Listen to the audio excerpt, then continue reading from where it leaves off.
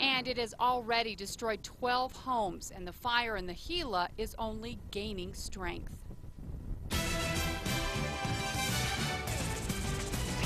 Good afternoon, I'm Kim Vallez. It is burning out of control. The wildfire in the Gila Wilderness is now more than 70,000 acres and running wild for the third day.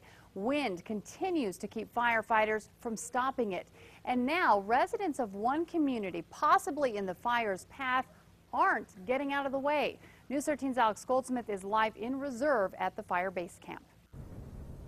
Kim, this fire is moving fast. In 24 hours, the Whitewater Baldy Complex fire grew nearly 50,000 acres. Today, shifting winds meant fire crews had to relocate base camp here to reserve.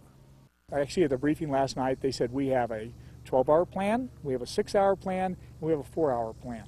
He says the 4-hour plan, don't count on getting everything you left here.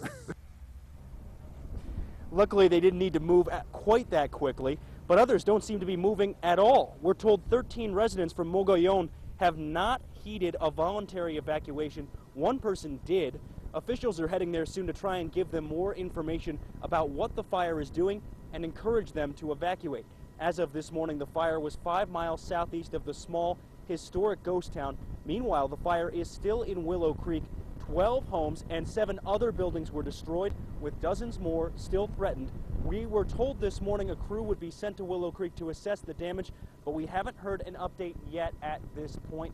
The windy weather has kept firefighters from attacking this fire from the air and from the ground, and we're told that until Saturday evening they may not be able to do too much about it. This fire has already jumped over fire lines set up to contain it. Right now, fire crews are basically at the mercy of Mother Nature. Back to you, Kim. Okay, thanks, Alex. And unfortunately, it does not look like those winds are going to let up for several days. Here's meteorologist Mark Ronchetti. Yeah, Kim, not only are they not going to let up, they're going to get worse. Today, the winds are not quite as bad as they were at this point yesterday, and you can actually see that across portions of southern New Mexico, where we're not seeing the huge smoke plume pushing all the way across the southern tier of the state. In fact, Cloudcroft, which yesterday had all the smoke roll in and sort of cover the sky, we're not seeing that for today. So that is a bit of a benefit, but it doesn't mean this fire isn't still roaring, as Alex said. And the big issue is going to be the fact that we're going to see this thing, I think, explode tomorrow, and that smoke isn't going to head for southern New Mexico as much as it's going to head